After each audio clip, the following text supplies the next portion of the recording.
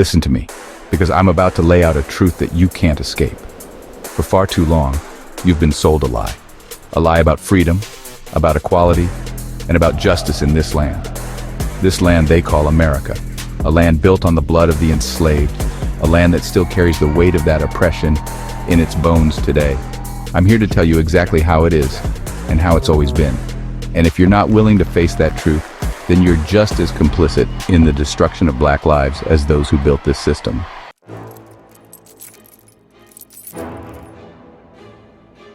When they brought us to this land, they didn't bring us here to be free. No, they brought us here to build their wealth, their empire on the backs of our ancestors. They didn't see us as human. They saw us as property, tools to be used until they were worn out and discarded. And when they freed us, they didn't free us at all. They merely changed the shackles from chains to laws. They told us we were free, but in reality, we were still enslaved. Enslaved by ignorance, by poverty, and by a system designed to keep us at the bottom. This wasn't freedom, this was a game. They changed the rules of the game, but kept the game the same. And the same people who built their fortunes on our labor turned around and passed laws that would make sure we stayed right where they wanted us. They legalized oppression. They criminalized our very existence.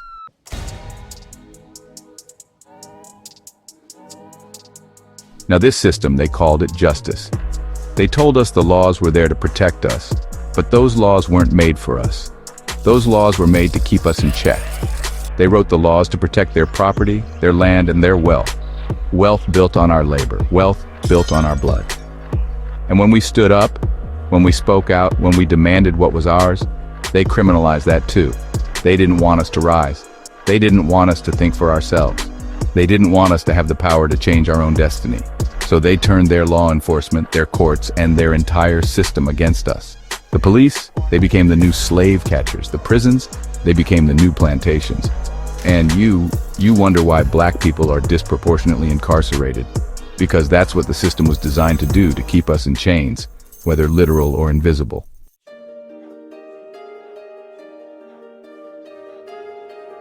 So here we are in a country that calls itself free, and yet we're locked in a war for our own dignity. They've got us criminalized for things that others are pardoned for. They've got us thrown into jail for non-violent offenses, while the real criminals, the ones who profit off our oppression, walk free. And this isn't an accident. No, this is by design. It's a system of control, a system built on institutionalized racism that keeps us locked out of opportunity, keeps us from advancing, and keeps us from realizing our full potential. And I tell you, this ain't no mistake. This is not an unfortunate reality. This is the system working as it was intended to work. When black people are 13% of the population and 40% of the prison population, what do you think that says? It's no coincidence. It's not a fluke. It's a strategy, an effort to erase us, to silence us, to neutralize us. They target our children. They target our communities. They destroy our families.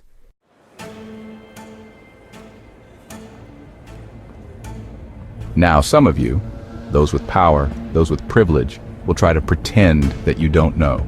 You'll try to hide behind excuses, behind words like personal responsibility or tough on crime. But don't think for 1 second that you're not complicit. You don't get to sit on the sidelines.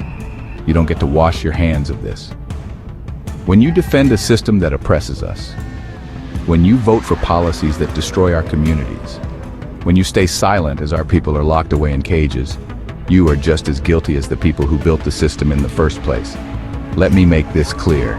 This ain't no innocent ignorance. You know what's going on. You know what's happening. And you're choosing not to do a damn thing about it. You are actively choosing to protect a system that feeds off our destruction. And that makes you just as guilty as those who built it.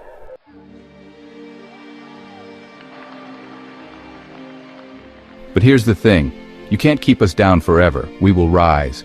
We will rise above your laws, your prisons, your hatred, your fear. You can chain our bodies, but you can't chain our minds.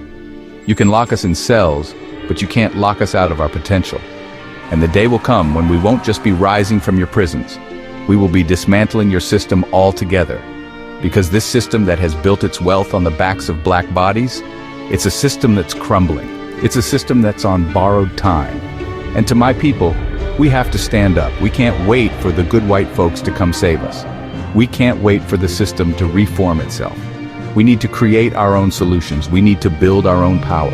We need to educate ourselves, uplift ourselves, and fight for what's rightfully ours. We don't need permission from anyone. This is our fight, our liberation, and we are going to win it.